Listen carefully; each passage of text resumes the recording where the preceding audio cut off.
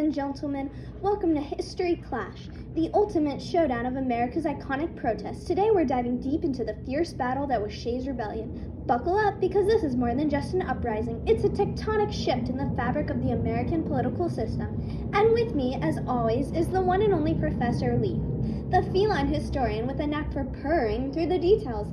How are we feeling today, Professor? I'm feeling perfectly ready to dissect the big parades of the Shays Rebellion. This one's not just about angry farmers with pitchforks. It's about a nation on the edge of collapse, struggling to reconcile its lofty ideals with the harsh economic, political realities of the post-revolutionary war era. It's like trying to build a championship team with a broken playbook. That's right, Professor. Let's break it down. 1786, a struggling new nation still reeling from the effects of the Revolution. The Articles of Confederation, the country's first constitution, were meant to hold things together, but instead, they were a disaster. The federal government couldn't raise taxes, regulate commerce, or even maintain a military.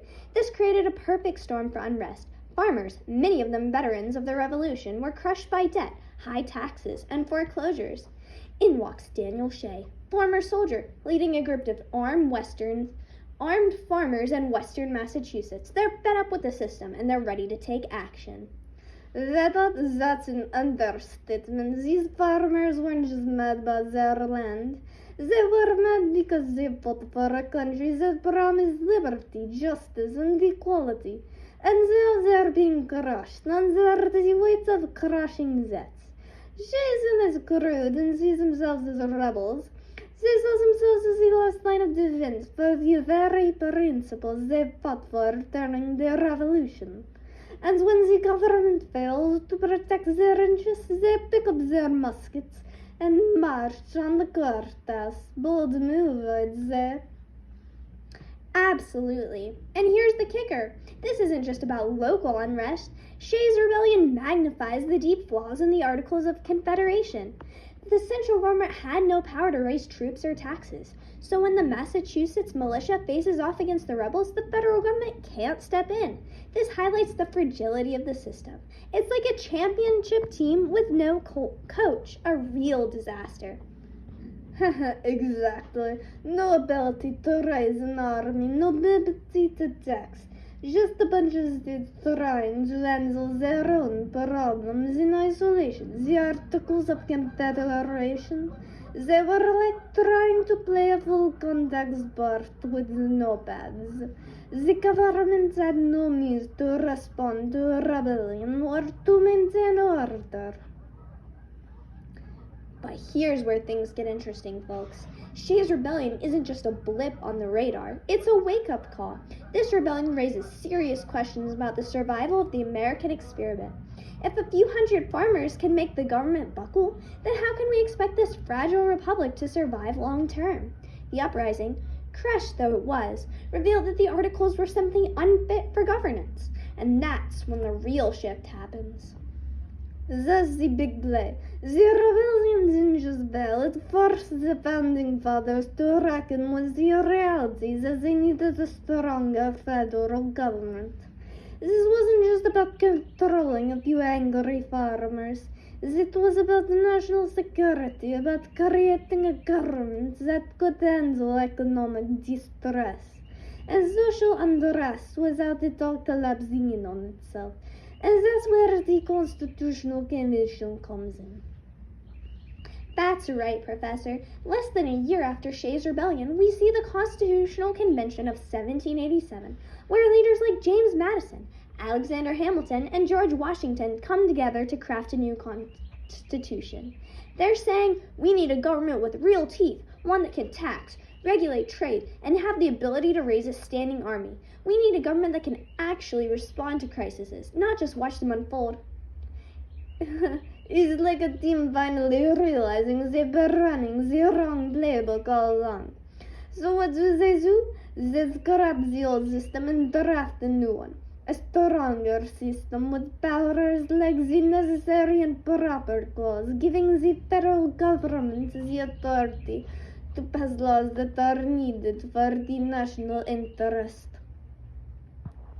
And here's the connection. This wasn't just about making the federal government stronger for the sake of it, it was about balance. The founders knew that a government too strong could turn into another form of tyranny. So what did? They created a system of checks and balances. The president can't just make laws. Congress must pass them. The judiciary keeps things in check. It's a system designed to prevent tyranny while still providing the government with the tools it needs to prevent uprising like Shays from happening again. But let's not forget that Shays Rebellion also had deep social impact. It exposed the divide between the elite, who were mostly in the eastern cities, and the rural farmers, who felt completely left out of the political system. The wealthy elite weren't exactly thrilled by the idea of empowering the common people to make political change. They saw Shays Rebellion as a sign of populist danger, and that fear would continue to influence early American political thought. In many ways, Shays Rebellion was a direct precursor to the Whiskey Rebellion of the 1790s. That's right, Professor. The Whiskey Rebellion of 1794, sparked by attacks on whiskey, is another example of economic frustration leading to protest.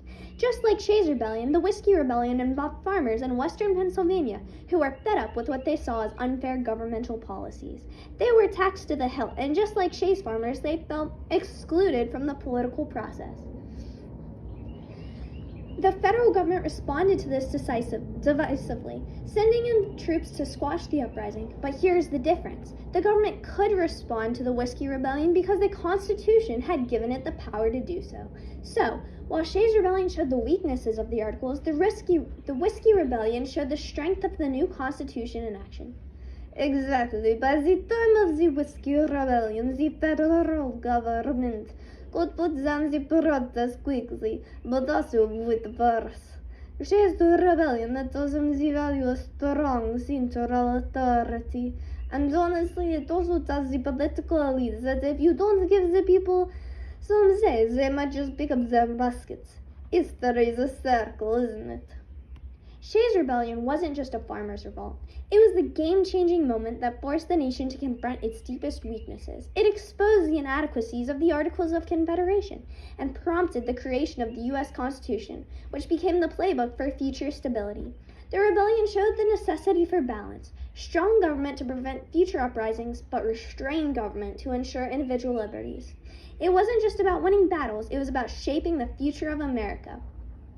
Perfectly said, human. The farmers might have lost the battle, but the ideas they sparked, those were the foundation for the strongest government in the history of the world, in my humble opinion. And with that, folks, we close another exciting episode of History Clash. Shays Rebellion, proof that sometimes the most unpredictable moments in history can change the entire course of a nation. Until next time, keep your history sharp and your playbook even sharper.